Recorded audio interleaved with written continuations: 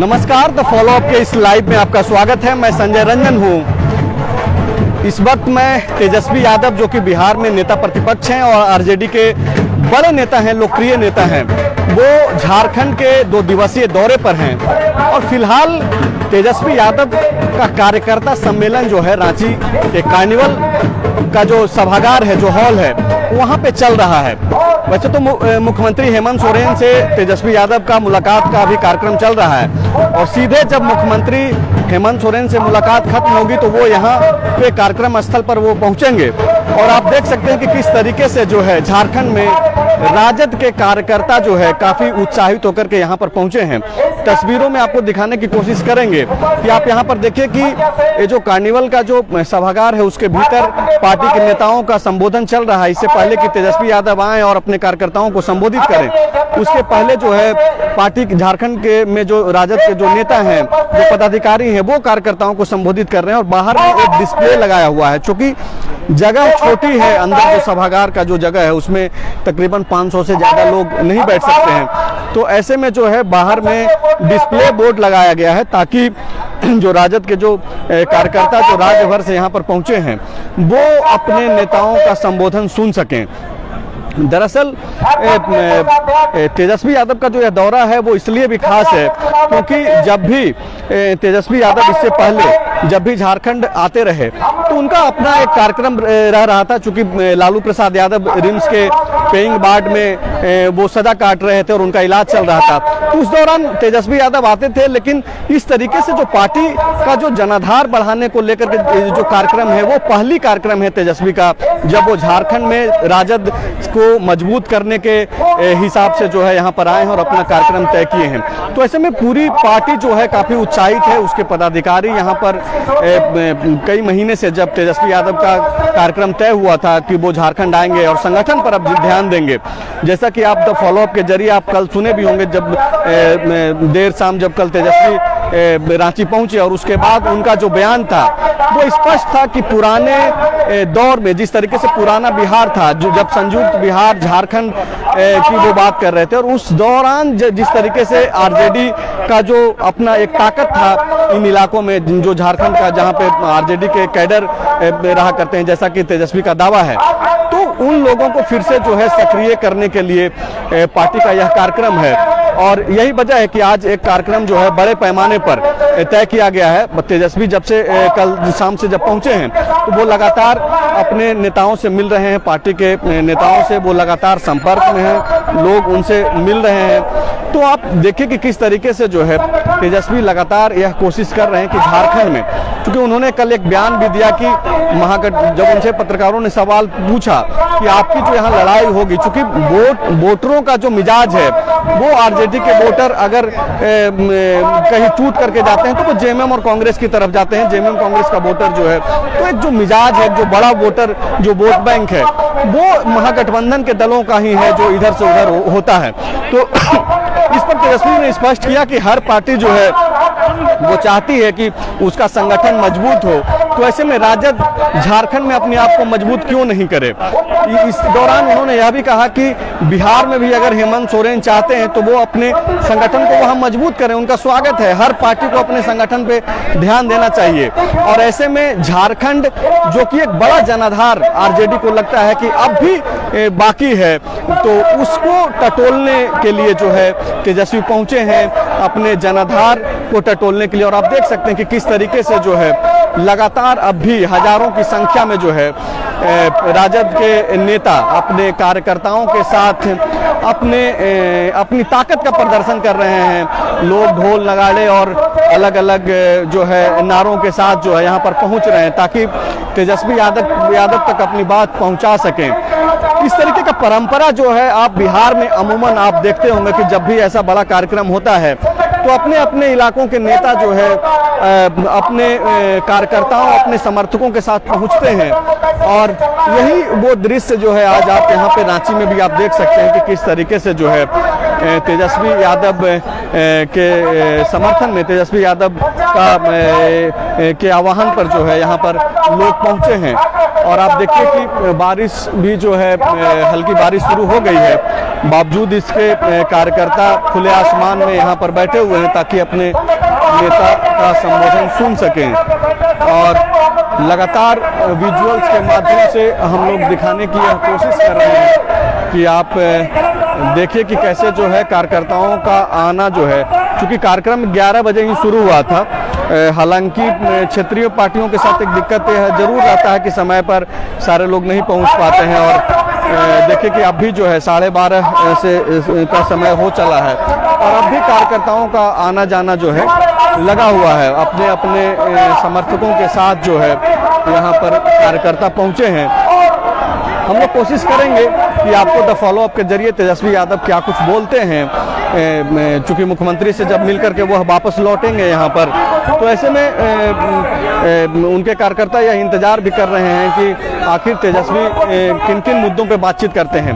क्योंकि जब वो जिस होटल में ठहरे हुए हैं तेजस्वी यादव, उनसे यहाँ प्रदेश कांग्रेस, झारखंड कांग्रेस के जो अध्यक्ष हैं राजेश ठाकुर, उन्होंने भी मुलाकात की।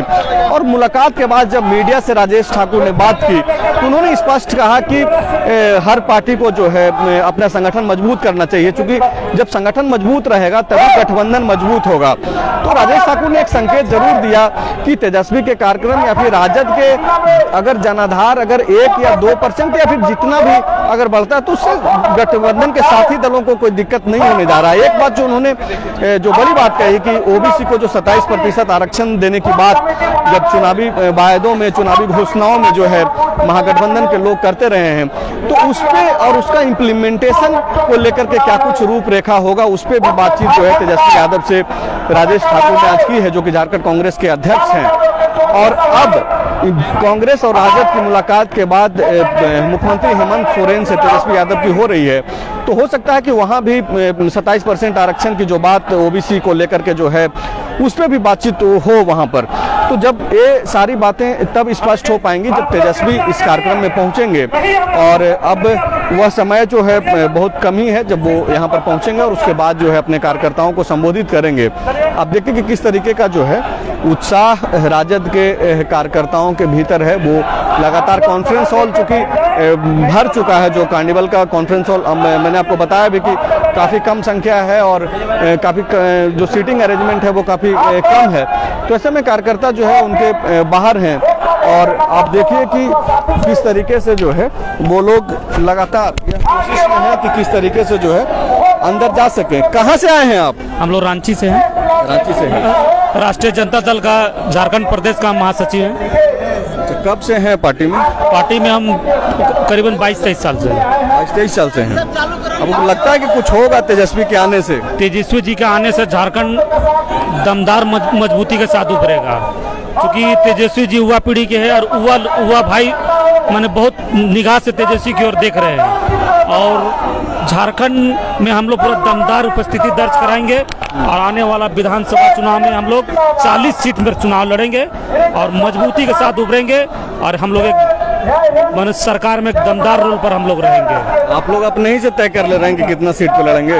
हम लोग 40 सीट का तैयारी लेके चल रहे हैं। तेजस्वी जी के नेतृत्व में हम लोग 40 जगह सीट लड़ने का तैयारी है पार्टी का। जो सीट का जो आंकड़ा जो है आरजेडी का, वो हम आपको स्पष्ट कर दें कि जब बिहार से झारखंड अलग हुआ था उस समय राजद 11 सीट लेकर के जो है झारखंड में आया।